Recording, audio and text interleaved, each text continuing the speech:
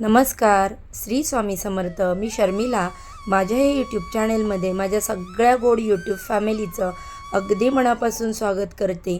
आजचा दिवस तुम्हाला खूप छान आणि सुखाचा जाऊ ही स्वामी महाराजांच्या चरणी प्रार्थना करते आणि आपल्या आजच्या या नवीन व्हिडिओला सुरुवात करते. बघा, अनेक जणांच्या घरामध्ये पौर्णिमेला आणि अमावस्येला त्रास होत असतो. अनेक जणांच्या घरामध्ये अमावस्या आणि पौर्णिमेला संचार होत असतो. काही जणांना हे कळतसुद्धा नाही की आपल्या घरात नक्की काय होतंय.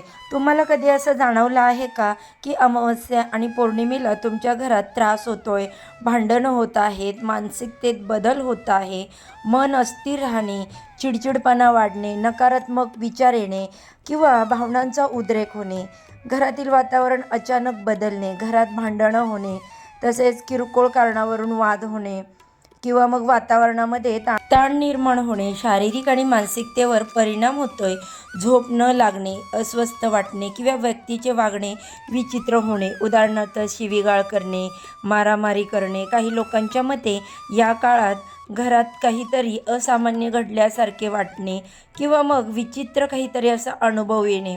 हे तुम्ही कधी ऑब्झर्व केलं आहे का की अमावस्या आणि पौर्णिमेला आपल्या घरात भांडणं का होतात, नक्की काय होते, नक्की कारण काय याचं? तर अमावस्या जवळ आली की किंवा मग 2 दिवस अगोदर आणि अमावस्या संपली की 2 दिवस नंतर, तसेच पौर्णिमा जवळ आली की किंवा पौर्णिमेच्या 2 दिवस अगोदर किंवा पौर्णिमा संपल्यानंतर 2 दिवस, तुम्ही हे पाहिलं आहे का की तुमच्या घरात या दिवसात भांडणं होतात, तर अचानक कटकटी होतात. आणि जर नसेल पाहिलं तर आता अमावस्या जवळ येत आहे तेव्हा तुम्ही आवर्जून लक्ष द्या की या दिवसांमध्ये आपल्या घरामध्ये भांडणं कलह होतात का. तेव्हा तुमच्या लक्षात येईल की तुमच्या घरात कुठल्या तरी अदृश्य शक्ती आहेत किंवा कोणी तुमच्या घराला नजरबाधा केलेली आहे. आणि बघा, या गोष्टींकडे आपण दुर्लक्ष केलं तर आपण पुढे आयुष्यात आपल्याला गंभीर परिणामांना सामोरे जावं लागू शकतं. त्याचबरोबर बघा, या परिणामांमुळे होणारे नुकसानही कधी भरून न येणारे असते. कधीकधी काय होतं की आपल्या घरातील लोक सतत आजारी पडत असतात. अमावस्या पौर्णिमा आली की आजारपण सुरू होतं. त्यानंतर बघा, अमावस्या पौर्णिमा आली की तुमच्या घरात छोटे छोटे वाद होतात. वादाचे रूपांतर मोठ्या भांडणामध्ये होत असेल किंवा मग घरातील व्यक्ती एकापाठोपाठ एक आजारी पडत असतील. अमावस्या पौर्णिमा जवळ आली की तुमचे बाहेर कोणाशी तरी भांडणं होत असेल किंवा समाजातील लोकांच्या तुमच्याकडे बघण्याचा दृष्टिकोन या काळात बदलत असेल.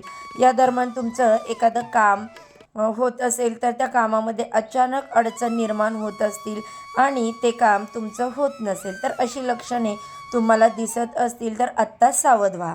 तसेच अमावस्या पौर्णिमेच्या दरम्यान तुम्हाला स्वप्नामध्ये काहीतरी बघा विचित्र प्रकार दिसणे, मेलेली माणसं दिसणे किंवा स्वप्नामध्ये तुम्ही एकटेच पडक्या ठिकाणी गेलेला आहात किंवा तिथे पूर्ण अंधार आहे असं जर तुम्हाला दिसत असेल किंवा स्वप्नामध्ये तुम्हाला असं वाटत असेल की तुमच्या छातीवर कोणीतरी बसलं आहे, झोपेत तुम्हाला असं वाटतं की तुमचा श्वास गुदमरतोय, तुम्ही आवाज देत आहे पण तुमचा आवाज ऐकू येत नाही किंवा तुम्हाला घरामध्ये सतत असे भास होत असतील की घरामध्ये कोणीतरी आहे किंवा तुम्ही एखादी वस्तू ठेवली असेल आणि अमावस्या पौर्णिमेच्या दरम्यान त्या वस्तूची जर जागा बदलत असेल आणि ती परत वस्तू त्याच जागेवर असेल, तर अशी लक्षणे तुम्हाला जाणवत असतील तर 100% तुमच्या घरावरती कोणीतरी करणीबाधा केलेली आहे. त्यामुळे तुम्हाला हा त्रास होत आहे. आता या बाधेतून आपल्याला बाहेर पडायचं आहे किंवा याचा प्रभाव आपल्याला कमी करायचा आहे. तर अमावस्या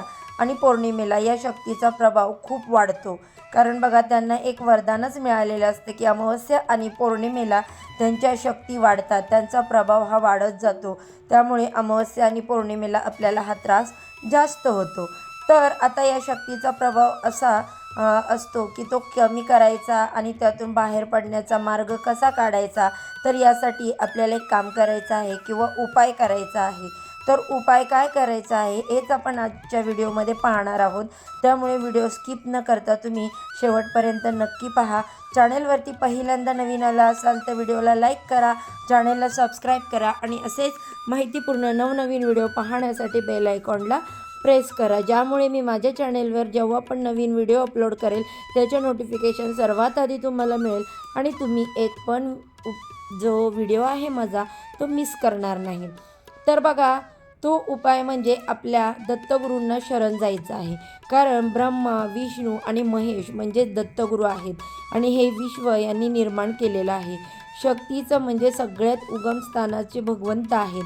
त्यामुळे तुम्ही महाराजांना शरण जायचं आहे. महाराजांचं नामस्मरण करायचं आहे. या सर्व त्रासातून तुम्हाला फक्त दत्तगुरूच बाहेर काढतील. त्यामुळे फक्त दत्तगुरूंना शरण जायचं आहे. तसेच जर तुमच्यावर अमावस्येला बाधा केली असेल तर तुमच्या घरात फक्त अमावस्येलाच त्रास होतो आणि जर पौर्णिमेला बाधा केली असेल तर पौर्णिमेलाच त्रास होतो. आपण सर्वसाधारण माणसे आहोत, पण या शक्ती आहेत त्या आपल्याला कळण्याच्या पलीकडच्या आहेत. जसे भगवंत आपल्या मनात असतो, देवाला आपण मानतो. देव जरी दिसत नसला तरीसुद्धा आपण देवाला मानतो, त्याची पूजा करतो. तसेच ज्या या शक्ती आहेत, अदृश्य शक्ती आहेत, त्यालाही आपल्या डोळ्यांना आपण त्या दिसल्या नसल्या तरी त्या असतात. त्यामुळे त्या शक्ती आहेत हे आपण मान्य करायला पाहिजे. काही जणांचा विश्वास नसतो की असं भूत प्रेत वगैरे बाधा सगळं काही हे अंधश्रद्धा आहे, पण असं काही नाही. जिथे देव आहे तिथे भूतसुद्धा आहेत, असं अस्तित्वात आहे. जसे देवाचं अस्तित्व आहे हे आपण मान्य केले आहे, तसेच या काळ्या शक्तीचे सुद्धा अस्तित्व आहे हे सुद्धा आपण मान्य करायला पाहिजे. जर या शक्तीपासून आता आपला बचाव करण्यासाठी किंवा या त्रासापासून मुक्तता मिळवण्यासाठी आपल्याला याच्यातून बाहेर पडण्यासाठी काही उपाय करायचे आहे. तर त्याच्यातील पहिला उपाय म्हणजे तुम्ही तुमच्या घरात दत्त महाराजांचे नामस्मरण करायला सुरुवात करा. सकाळ संध्याकाळ घरामध्ये दत्त बावणी ऐकायला सुरुवात करा. तसेच रोज देवपूजा केल्यानंतर तुम्हाला दत्त महाराजांची एक माळ जप करायचा आहे किंवा श्री स्वामी समर्थ या मंत्राचा देखील तुम्ही एक माळ जप करू शकता. फक्त दत्त महाराजांच्या नामस्मरणामुळे देखील या वाईट शक्तींचा प्रभाव हा कमी होईल. कारण सगळ्यांमध्ये दत्त महाराज असे एक आहेत की ते आपल्याला या वाईट शक्तींपासून मुक्त करतात. तुम्ही गाणगापूरमध्ये देखील पाहिलं असेल, त्यांच्यावरती या काळ्या शक्तीचा प्रभाव असतो किंवा त्यांच्यावर कोणी करणीबाधा केलेली असते, तर अशा लोकांना गाणगापूरमध्ये म्हणजे दत्त महाराजांच्या स्वाधीन करतात आणि मग दत्त महाराज या वाईट शक्तींना असे पळवून लावतात की त्या शक्ती परत तुम्हाला कधीच त्रास देणार नाही. त्यामुळे घरामध्ये दत्त महाराजांचे नामस्मरण किंवा श्री स्वामी समर्थ महाराजांचे नामस्मरण करायला आणि त्यांची पूजा करायला सुरुवात करा.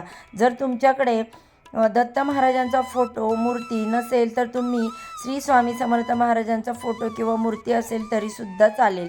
पण यापैकी दोन्ही जर तुमच्याकडे नसेल तर आवर्जून श्री स्वामी समर्थ महाराज किंवा दत्त महाराजांची मूर्ती किंवा फोटो तुमच्या घरात किंवा मंदिरामध्ये देवघरामध्ये स्थापन करा.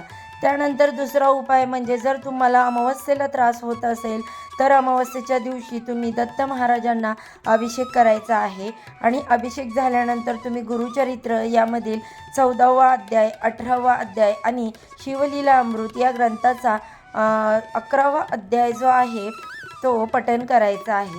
तर तसेच दत्तगुरूंचे नामस्मरण करायचे आहे.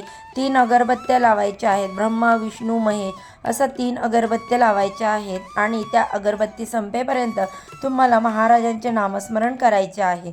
हा उपाय जरी तुम्ही अमावस्येला केला तरीसुद्धा दत्त महाराज या वाईट शक्ती आहेत त्यांना तुमच्या घरातून हकलून देतील. कारण महाराज हे एक असे आहेत, महाराजांकडे अगाध अशी शक्ती आहे. दत्त महाराजांना शरण गेल्याने तुमच्या जीवनातील सर्व अडचणी अडथळे दूर होतील. तुम्हाला जो काही त्रास होत आहे तो सुद्धा दूर होईल. तसेच तुम्ही दर गुरुवारी गुरुचरित्राचा 14वा अध्याय देखील आपल्या घरामध्ये पठण करू शकता. त्यामुळे देखील तुमच्या आयुष्यात प्रगती होईल. घरामधील भांडणं कटकटी ज्या होतात त्या कमी होतील. हा उपाय तुम्ही करून बघा. फक्त हे उपाय करताना तुम्ही महाराजांवर श्रद्धा, भक्ती, विश्वास ही असायला हवी, तरच महाराज तुम्हाला त्याचं फळ देतील. तसेच याचे आणखीन एक कारण नक्कीच असू शकते. वैज्ञानिकदृष्ट्या विचार करता अमावस्या आणि पौर्णिमेला चंद्राच्या कला बदलतात. पौर्णिमेला चंद्र पूर्ण दिसतो आणि अमावस्येला चंद्र नसतो.